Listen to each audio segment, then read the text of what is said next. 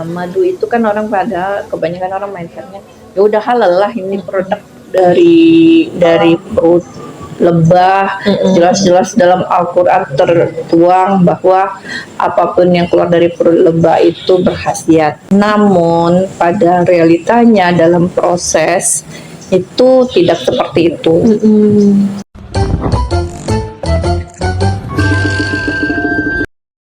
Assalamualaikum warahmatullahi wabarakatuh. Halo semuanya, perkenalkan saya Anisha Wulandari. Saya Muhammad Adri Faldo. Saya Irma Atifatur Rahma. Saya Devida Zahra. Saya Wandara Juhamida. Kami dari kelompok 1 tim Ultramind. Jadi di sini kami sedang berada di Madu CLB. Ini adalah rumah produksi madu di Jambi. Hari ini kami akan meninterview dan mewawancarai pemilik dari Madu CLB supaya kita tahu apa saja etika bisnis yang diterapkan dari usaha ini sampai usaha ini dapat berkembang sebegitu besarnya. Untuk teman-teman yang lain, ikuti keseruan kami dan jangan di skip nontonnya supaya tidak ketinggalan informasi apapun itu. 1, 2, 3. Jangan skip ya. Assalamualaikum warahmatullahi wabarakatuh, Ibu. Waalaikumsalam. Selamat siang, Ibu. Ya. Nah, kalau boleh tahu dengan Ibu siapa? Dengan Ibu Chandra Leo. Oh, Ibu Chandra. Berarti manggilnya Ibu Chandra atau Ibu? Bebas. Oh, bebas. Ibu Chandra aja ya, Bu ya.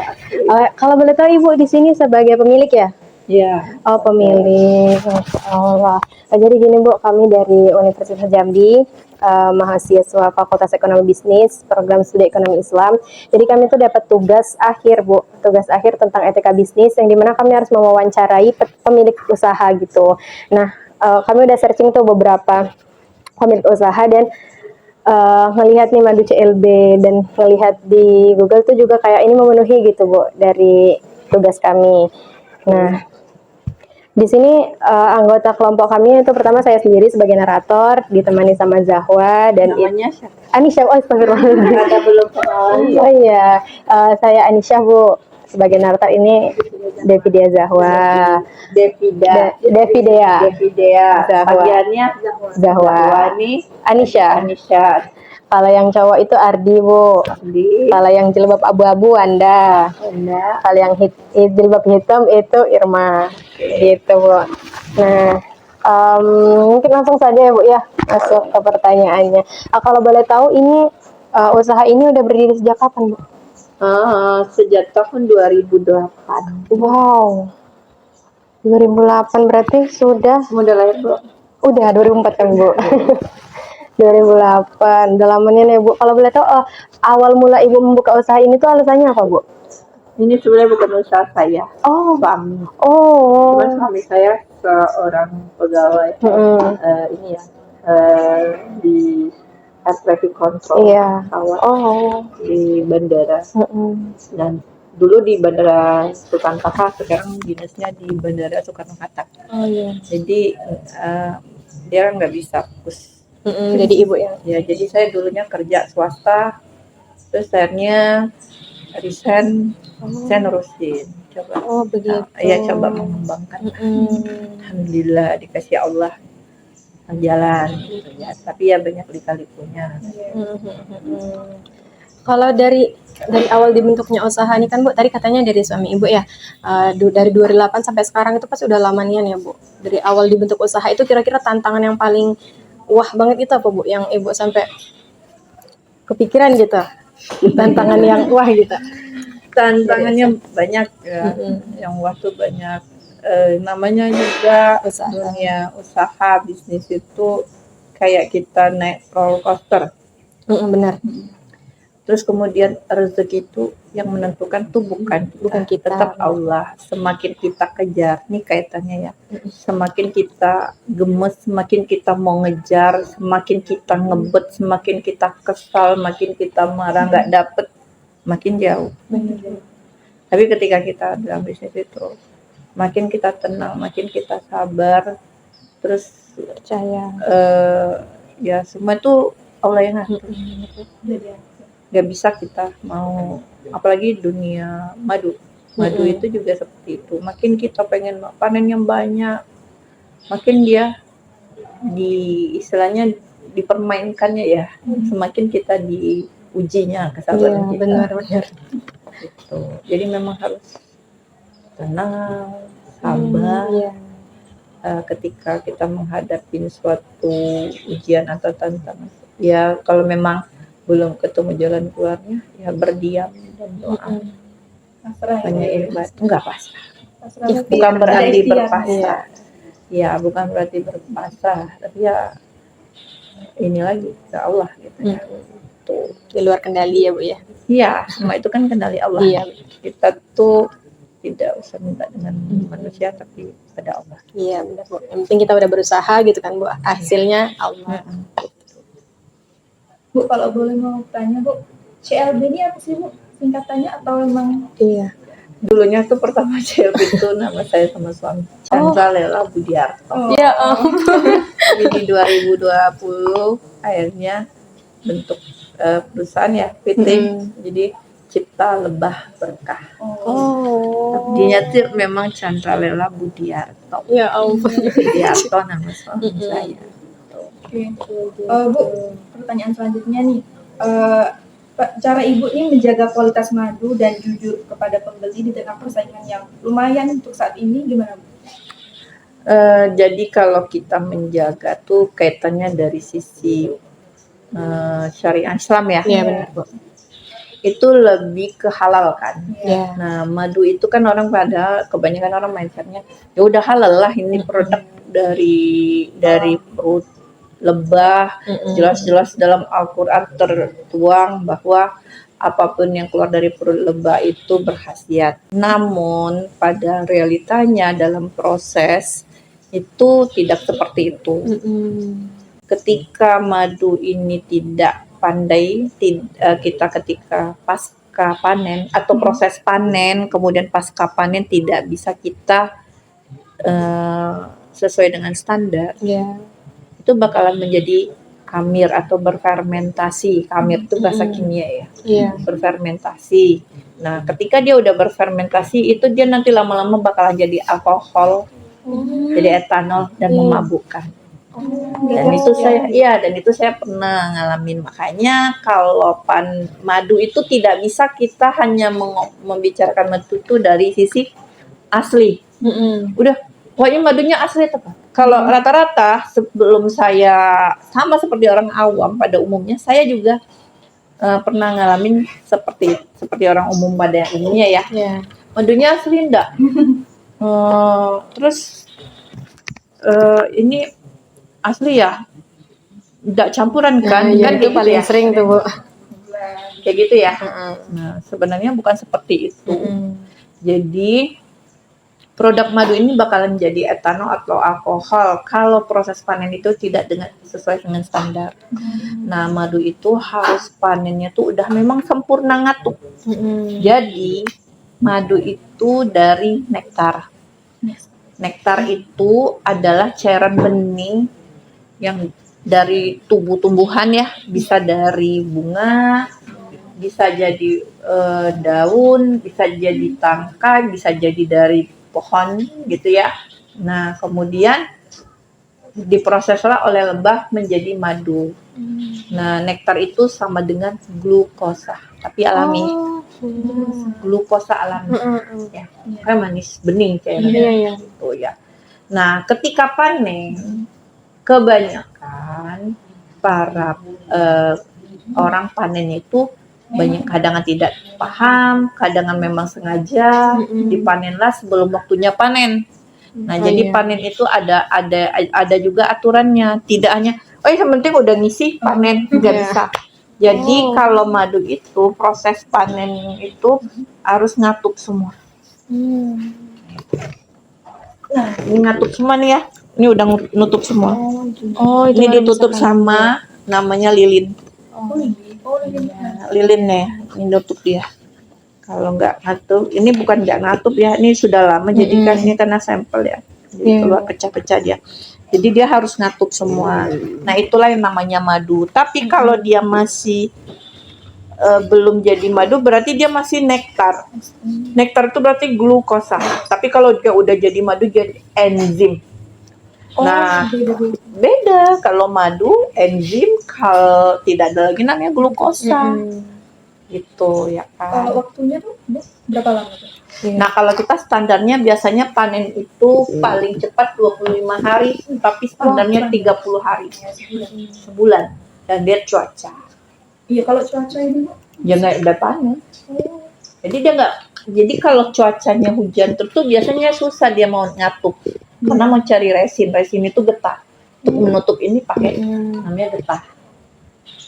Nah, jadi kalau kebanyakan nanti kan sering kita ketemu orang, kok aku minum madu gula darahku naik. Iya benar. Kok madunya berbusa, bergas, disimpan di kulkas misah. Benar.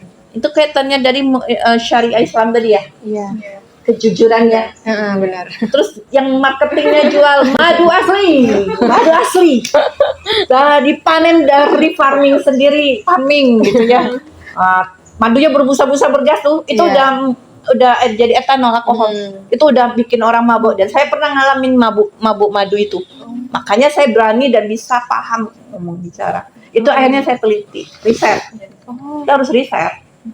Riset kecil lah saya. Kenapa sih kok madu ini bisa berbusa bergas? Kenapa sih madu ini orang bilang nggak asli? Kenapa sih orang sibuknya ngomong asli? Jadi madu itu bukan asli atau palsu. Tapi madu itu pada dasarnya proses panen yang benar. Mau madunya asli, tapi kalau dia tidak proses panennya tidak benar, ya tetap nanti madunya akhirnya jadi madu palsu. Iya benar. Karena jadi etanol alkohol. Logikanya tuh seperti itu. Oh, baru tahu. Nah, itu. Jadi kalau yang namanya udah meledos katanya asli, padahal itu udah mabuk, bikin orang mabuk tuh. Karena saya pernah ngalamin, jadi itu madunya udah madu lama.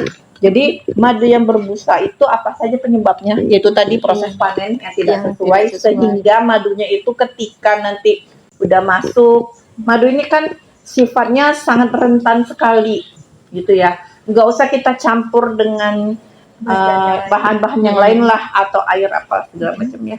Ketika kita mengisinya aja itu harus tidak boleh di ruangan ini dia terpapar gitu ya. Dia kan ini kayak gini nih, dia cepat terkontaminasi kemudian oksidasi yang bikin merubah warna. Sama dengan kita makan apel, kita potong apel ya. Iya. Apel putih ya, Berubah nanti. berubah. Nah, dia alami pasti ada sifat oksidasi. Nah, kehalalannya itu loh dijaga kalau makanya ketika orang beli madu meledak-ledak berbusa-busa madu asli kan, ya kan? Tapi dia tidak paham madu itu dampak yang sudah berbusa bergas itu dampaknya terhadap orang. Nah jadi makanya kita nggak jual madu, tapi kita jual dampak. Ya. Kalau kita jual madu, mas semua orang jual madu, ya kan? Nggak paham dia madunya mau kayak gimana. Nah ini agak idealis ibu ya sudah. Ya dari agak idealis. Jadi madu itu yang namanya madu raw. Nah itu juga tidak bisa disimpan jangka panjang. Ya itu tadi kalau disimpan raw madu mentah katanya, madu kayak gini nih, udah kayak gini, ini harus segera dihabiskan. Tidak bisa disimpan jangka panjang. Kenapa? Yaitu tadi dia bahkan berfermentasi, teroksidasi, kemudian bergas, berbusa, kan memabukkan. Jadi kalau madu tuh udah bergas, lumer-lumer, itu warning tidak bisa lagi dikonsumsi. Tapi kalau biasa minum wine nggak apa-apa, ya kan? Kalau yang cowok mau minum wine nggak masalah, gitu. Dijadiin wine beneran. Saya pernah ditawarin loh untuk keluar ekspor jadiin wine. Halal nggak? Enggak kan? Nah, gitu. Uangnya halal enggak kan? Gitu.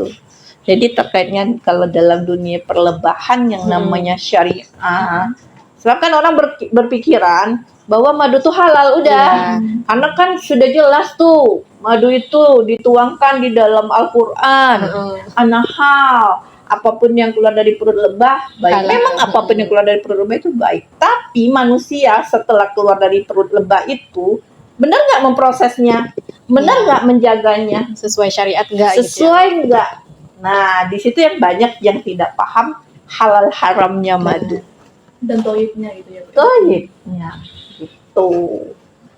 Itu sih.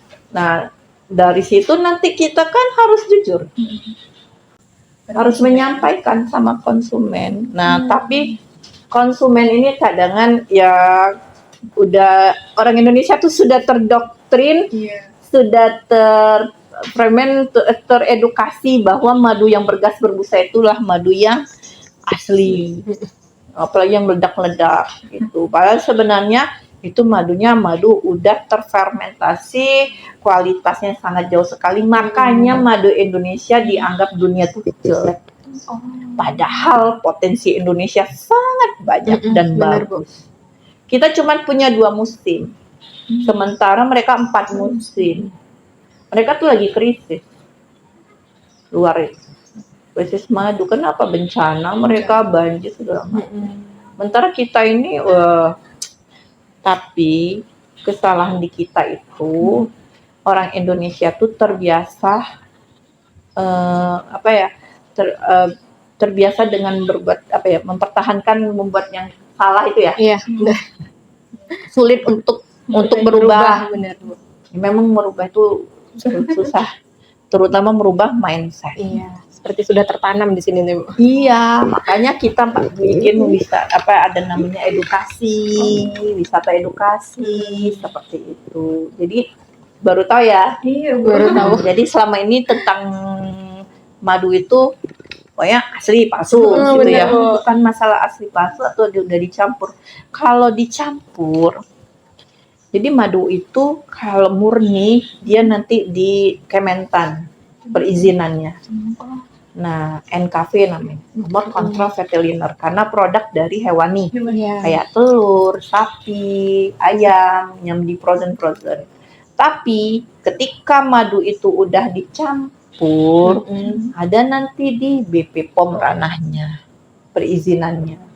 Bisa TR, bisa obat-obatan tradisional, jamu, gitu. Nah, jadi nggak ada cerita madunya campur, madunya oplosan. Ya memang bakalan kalau udah dijadiin kayak ke produk turunan ya bakalan dicampur. Iya, gitu. Balik lagi sekarang itu kita harus bisa jadi konsumen cerdas. Iya. Harus memang konsumen cerdasnya tuh kalau dalam bidang madu tuh bukan berarti nanya yang asli enggak. Ini enggak, kadang-kadang lebih paham seolah-olah dia paham. Iya. Madunya kalau enggak madu hutan, enggak madu liar, enggak mau. Padahal sebenarnya proses madu hutan liar itu justru orang Indonesia panennya tidak lestari. Maksud tidak lestari? Panennya tidak lestari satu. Kalau panen lestari itu sama juga rananya nanti ujungnya ke halalan toyib. Jadi ya proses panen itu tadi. Proses panennya itu yang harus sesuai dengan standar. Iya. Nah, itu balik lagi kalau proses panennya itu dia nggak boleh di siang hari, nggak boleh, rata-rata orang pemanjat sekarang panennya jam 1 siang. Paling tidak minimal panennya itu di bawah jam 10 pagi. Kenapa itu nggak boleh sih? Karena kan lebah itu terbang tuh, pagi-pagi dia udah terbang logikanya, Iya. terus dia balik lagi udah bawa nektar lagi. Oh iya. Udah kenyampur menektar gitu. Kemudian lebahnya pada panennya nggak lestari itu lebahnya banyak yang punah terus kabur karena kan dibunuh, diasapin. Tapi kalau malam dia tuh panennya kan lebah itu kan rabun senja, jadi kalau panennya tuh cuma cukup diginiin aja dan geser karena dia rabun senja gitu. Seperti itu. Tidak semudah yang kita lihat selama ini banyak ternyata. hal yang orang nggak paham Bener, Bu. tentang dunia lebah dan madu gitu. Jadi kehalalan madu itu bukan dari asli atau palsu. Kalau asli proses panennya tidak sesuai dengan standar, pasca panennya itu dia bakalan jadi etanol alkohol Yang etanol alkohol tuh tandanya gimana? Ya itu tadi bergas. Udah, saya pernah dulu tuh mabok 2010 apa 2010 ya kalau nggak salah. Baru-baru ini ya terjun kan. Jadi bulan suami pendidikan 3 bulan ya.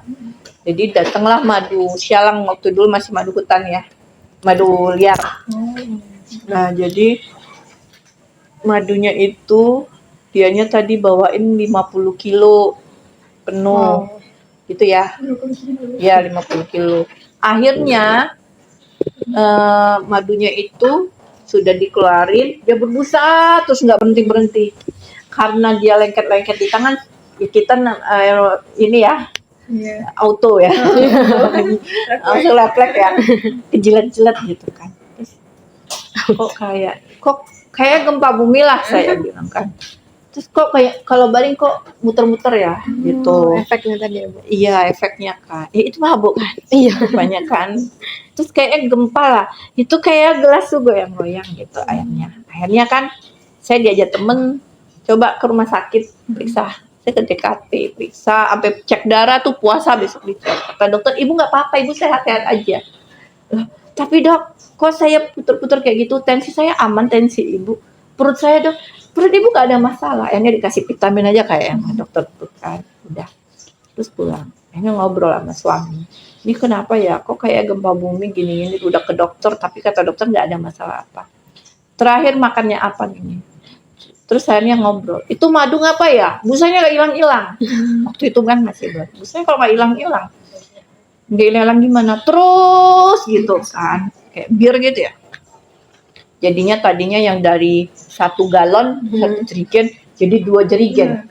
Ya kan, madunya jadi tinggal sedikit, sisanya tuh busa. Gitu. Oh itu madunya itu nggak bener itu, coba tanya. Pasti tanya sama madu lama. Ya udah balikin. Nah itulah ceritanya, makanya saya paham. Oh ternyata bisa memabukkan. Saya baru tahu banget nih Bu. Iya, makanya hati-hati kalau madu yang katanya berbusa, bergas itu. Oh madu asli ya, di online itu ya. Nih madu asli. Gitu. Ya mereka mungkin ya istilahnya Avanza, Xenia lah. Iya. Ngerti. Kalau kita Mercedes lah. Iya. Ngerti. Ya kan? Bener Bu. Kan kalian orang ekonomi. Kita ini kalau mau diikutin bener bisa tahan 7 tahun. Wow. Karena kadar air udah kita memang waktu panen, proses panen itu kalau standar SNI itu kan 22%. Iya. Tapi kalau kita tuh di panen itu standar kita di 19 sama 20. Jadi kita mengurangin kadar airnya, ada alat mesin sendiri jadi 17%. Jadi kemana-mana aman, mau digonjang-gonjang kayak gini nggak meledak-meledak. Mau diekspor aman. Itu karena kalau mau dia berbusa bergas, kita mau diekspor gimana, di tengah jalan aja orang kapal udah dibuang orang kapal. Karena kan dia meler-meler itu enggak gitu. Itu sih. Jadi kita bisa tahan 7 tahun, tapi di sini expirednya kita buat di situ nggak sampai 7 tahun.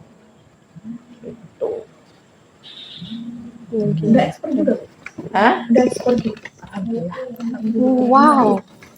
Singapura, Masya Allah. Australia, Jepang.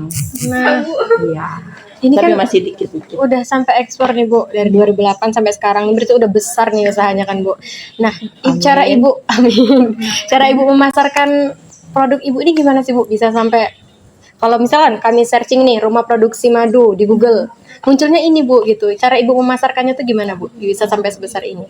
SEO, website gitu ya. Terus kemudian ya memang konten gitu YouTube kita gitu, dan ada kita memang tahun 2020 tuh memang kita benar-benar cari pasar dunia. Memang kita abrak-abrik bener kan, cari oh rupanya seperti ini. Jadi kalau ini saya kasih gambar sedikit, kalau pasar dunia itu madu tuh dari Cina nanti ke Vietnam, dari Vietnam nanti ke Italia, dari Italia Dubai mau speknya kayak gimana, Arab mau speknya kayak gimana, ya kayak kita lah sepatu Nike, Iya. Adidas buatnya di Tangerang Nanti dikirimnya ke Amerika, nanti balik lagi ke sini udah harganya udah padahal cuma 200.000 gitu ya kan. Tapi kalau udah dapat merek Amerika gitu ya kan, Chicago misalnya, oh udah balik ke sini udah 5 juta. Awal mula bisa ekspor tuh gimana, Bu? Kepepet ya. Oh, Kepepetnya itu karena waktu itu lagi raya ya, panen raya. Jadi mau nggak mau nih mau kemana nih kita Kemanain gitu. buang gitu kan, gimana ya udahlah, kayak kita coba belajar pasar ekspor ya itu. oh belum mulai dari Iya. situ. Tuh. Kalau tantangan ekspor sendiri Bu, kalau untuk yang saat ini kan ada kayak peperangan gini Iya. kayak antara Iran dan Palestina itu Enggak ada dampak sih. apa enggak? Dampaknya ya masing-masing inilah, masing-masing negara ya. Kayaknya sejauh ini nggak ada. Aman-amannya, cuman tantangannya itu intinya apapun produk itu kita harus ada memang PO ya. PO impornya dari mereka, permintaan PO. Karena kalau tidak ada itu biasanya kayak kemarin contohnya kita Australia kan ngirim namanya bipolen. Madu masuk, polennya nggak masuk. Jadi ditahan sama bea cukai, dihancurin, dimusnahkan sama bea cukai. Gitu di Australia. Jadi memang harus ada PO. Ya, jadi memang benar-benar administrasinya memang benar-benar tertib. Ya, kayak gitu. Kalau Ibu sendiri nih sebagai ownernya lah, pernah menghadapi atau kendala atau kesulitan sendiri nggak dalam bisnis ini hingga ekspor saat ini gitu? Pasti. Selain ekspor, ketika kita merubah, ya biasanya kita B2B Iya. menjadi B2C kayak ke Shopee, ke TikTok itu tambah lagi nih TikTok dan Tokped bersatu, berubah lagi ya, bikin pusing kepala. Harus menyesuaikan terus ya, Bu. Iya, tapi ya memang ketika kita menjadi leader ya, seorang pemimpin itu memang harus bisa, pikirannya tuh harus memang bisa ngebaca peluang. Nah, tapi terkadang kita harus memang butuh waktu untuk berdiam, untuk mikir dulu, mana sih ya, bagusnya kayak gimana ya, cari inspirasi, ide gitu ya kan, maunya kemana, nggak bisa memang langsung wah gini kan, itu sih. Terakhir Ibu, untuk pertanyaan kita kali ini, pelajaran penting untuk Ibu nih dalam menjalani bisnisnya. Banyak sih pelajarannya. Dan harapannya, Bu, untuk masa depan Harapannya banyak dari CLB ini. kalau harapannya nggak banyak dan besar gitu ya kan. Kalau ini tadi ya pelajaran yang sangat penting itu memang sabar, harus bisa mengalahkan diri sendiri, bukan mengalahkan orang lain. Kalau mengalahkan orang lain itu betul. tapi ketika kita mengalahkan diri kita sendiri itulah yang namanya kita pemenang. Bisa meredam, tenang, tidak gerasa gerusuk, bisa kita menyimpan apa hal ya orang lain, yang penting taunya kita baik, bagus, benar. gitu, punya duit gitu. Orang lain nggak tahu kita susah apa gimana gitu, branding ya ya kan, benar nggak? Gitu. Itu sih. Tapi kalau harapan yang paling besar itu bisa menyampaikan atau sampai kemana-mana produk madu itu yang benar-benar berkualitas, ya kan, mau kalangan atas, bawah, menengah. Karena kesian ya, orang minum madu tuh kan mau sehat, benar nggak? Tapi mereka minum madu malah dikasih madu ya mending asli, kata-kata asli itu. Nah, tapi tidak paham proses tuh. Nah, itu yang harapannya itu ya bisa mendistribusikan ke mana-mana dengan cara versinya kita ya. Gitu. Ada lagi kira-kira.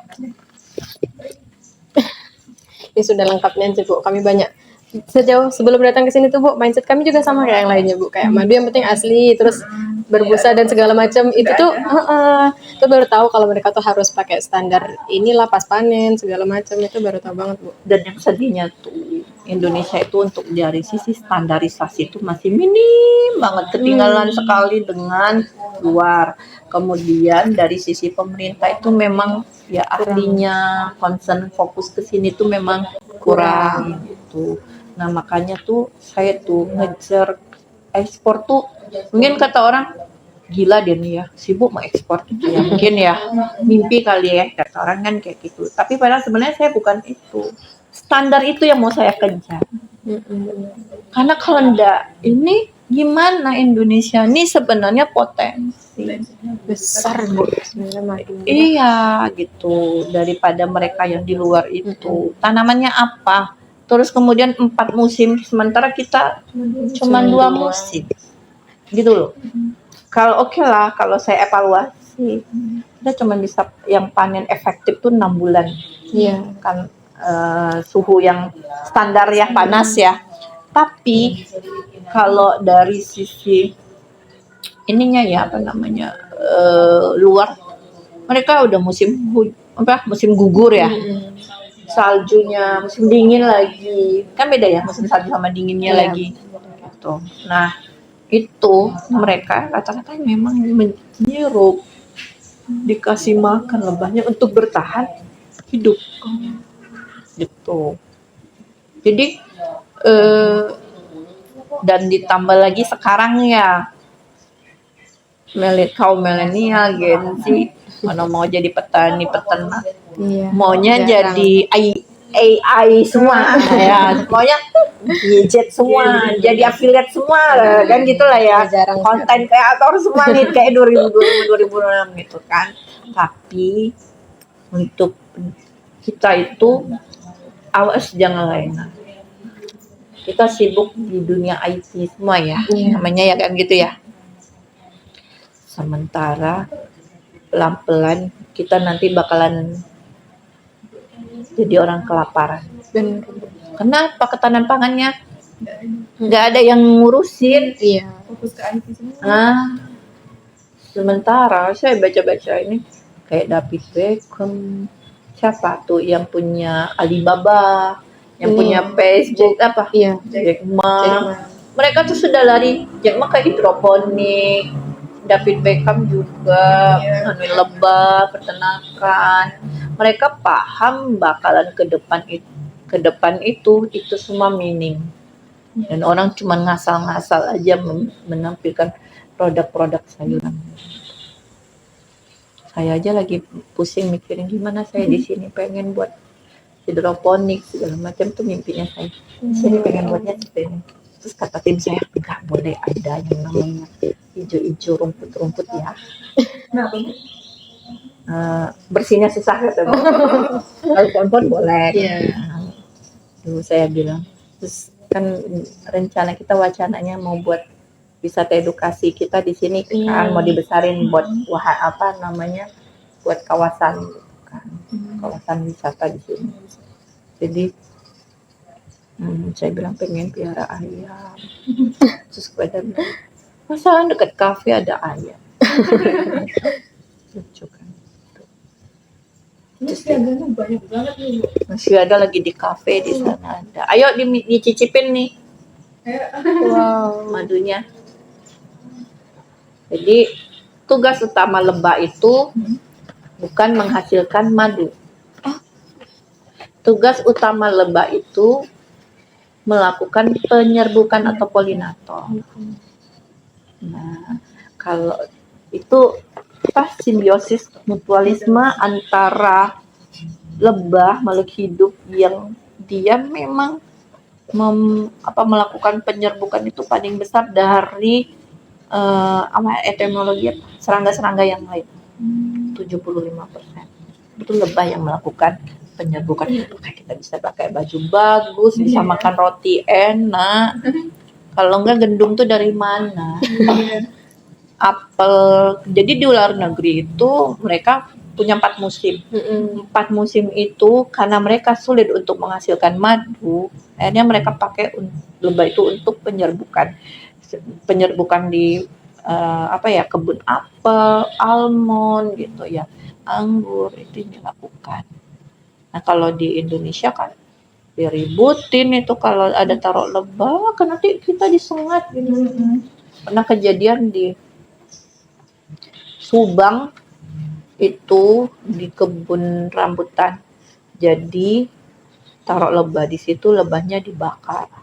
Mereka marah yang pemilik kebun rambutan itu karena rambutannya itu buahnya tuh kecil-kecil tapi rata semua sama dan melendot-lendot sampai patah-patah, lebat. Gitu. Itulah hasil penyerbukan. Iya, buah atau bunga tuh jadi rata, yang tadinya nggak berbunga berbuah tuh jadi berbunga gitu. Itu yang dilakukan, ini sangat berjasa sekali. Nah, makanya kalau sampai punah lebah berarti ya udah yang mati lah. Pergunanya berarti lebahnya Bu. Iya gitu. Ayo dicicipin, ini hasil dari panen kita. Kontenin dong Sini dong maju. situ. Karena kamu tuh maju terus tunjukin gitu loh.